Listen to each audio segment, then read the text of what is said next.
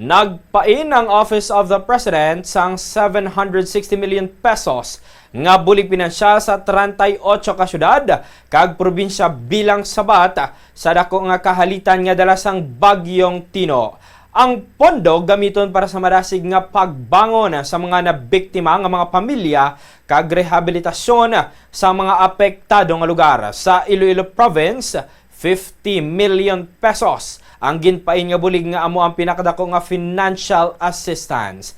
Pareho man nga kantidad ang ginpain para sa Cebu, Capiz, Surigao del Norte, Bohol kag Negros Oriental. 40 million pesos naman kada isa ang batunon sang Eastern Samar, Surigao del Sur, Southern Leyte, Antique kag Aklan. Ang Leyte kag Masbate mayara sang 30 million pesos kada isa.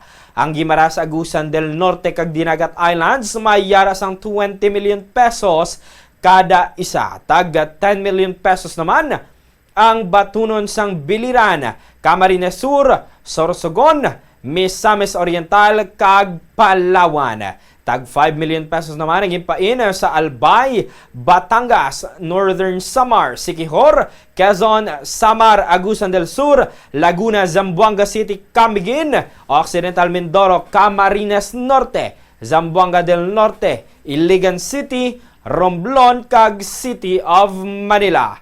Nahibaluan nga subong man nga adlaw ginaprubahan ni President Ferdinand Marcos Jr. ang rekomendasyon sa pagdeklarar sang State of National Calamity kasunod sang kalamidad bangod sa Typhoon Tino.